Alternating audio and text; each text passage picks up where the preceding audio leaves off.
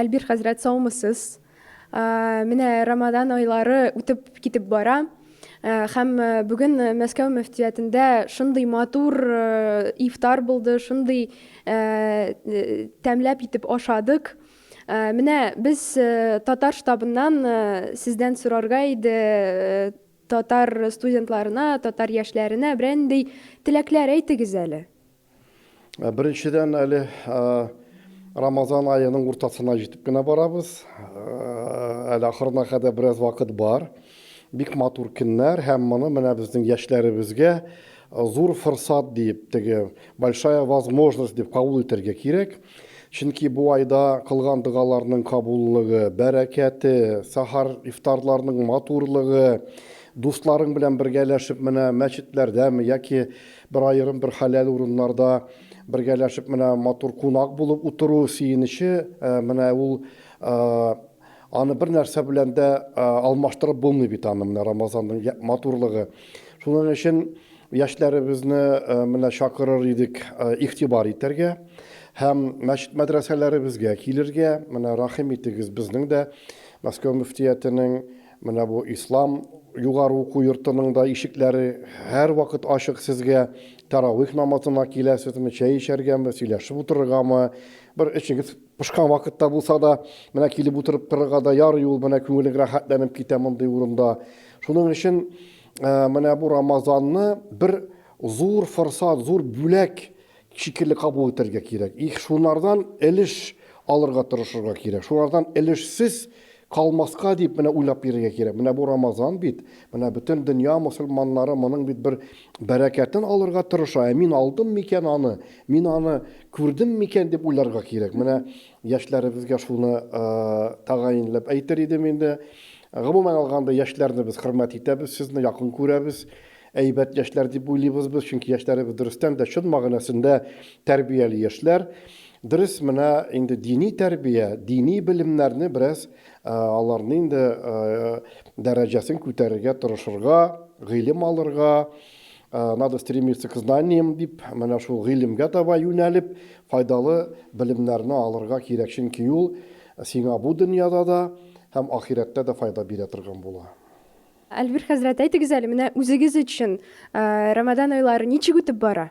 Рамазан айлары гомумән гел шул бигрәк тә безнең белән аралашкан кешеләрнең саны бигрәк тарта инде Рамазанда.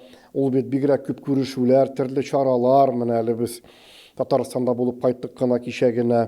Менә бүген генә дә әле бездә кунаклар иде. Россия администрациясының президентының җитәкчесенең ярдәмчеләре иде. Ифтарда бездә монда без булдык. Посоллар килә, төрле тагын чит ил кунаклары, үзебезнең менә бик күренекле шәхесләребез дә менә килеп тора инде. Менә гомумән халкыбыз белән менә бу Рамазан аенда мин аерым Рамазанның җылы тойгыларын сизәм инде. Менә ул таравих намазларын бергәләшеп укып, әл-вахдалар, зикрләр әйтүләр бергәләшеп, менә шул мәҗлесләрдә бергә катнашып, төрле мәсьәләләрне уртага салып киңәшүләр. Менә ул бер аерым, менә шундый аерым табигатьле бер вакыт ул менә Рамазан.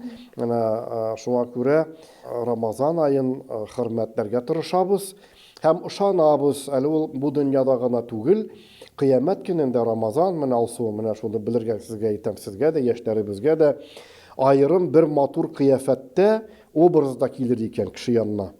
Менә каберендә аның белән бергә торыр икән, үзен генә калдырмас икән, аның димәк инде кеме була, иптәше була инде аның, спутнигы була, бергә юлда барган кешесе. Бу кеше аптырап әйтер икән, син кемсең мондый матур, син каянсың әле, мин сине күрмәгән.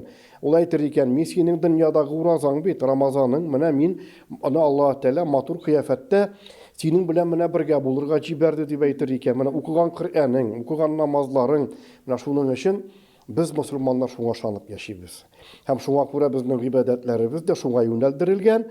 Һәм бу дәрәҗәләргә ирешер өчен ахир заманда, кыямәттә, бу дөньяда үзеңне дөрес тотарга кирәк. Аллаһ Тәгаләнең барлыклары белән, бөтен урысча әйткәндә творениялары белән Аллаһ Тәгалә кемне юктан бар иткән, матур гына мөгамәлә яшәп, изгелек кылып, файдалы кеше булып яшәргә кирәк. Мин инде тап татарларның яшьләрдән әйтәм сезгә, без тырышабыз матур итеп яшәргә, төпле, ипләп кенә һәм жить так, чтобы нами гордились родители, чтобы нами гордился наш татарский народ. Будем стараться, все-таки мы — это будущее и нашей культуры, нашего языка, поэтому стараемся сохранить. Мы очень на это надеемся, потому что мы понимаем, что вы, наше будущее поколение, наши дети, внуки, правнуки, вы являетесь таким живым мостом передачи и как бы нашего национального, религиозного, семейного колорита, да, вот наших правил, порядка, понимания жизни. То есть через вас это все будет передаваться. И от того, какого качества будете вы, так скажем, да, а будет зависеть качество наших будущих поколений. Это ведь также повлияет и на вашу судьбу, потому что от того, какие будете вы, будут такие же дети. Пророк Мухаммад, алейхиссалям, что говорил? Воспитывайте детей 100 лет вперед. Как так можно? А это оказывается, как сейчас говорят модно, что интеллигенции могут быть только те, у которых и родители, и они, и дедушка, бабушка тоже интеллигентные люди. То есть это, это я вот в таком преломлении говорю светском, да, в религиозном.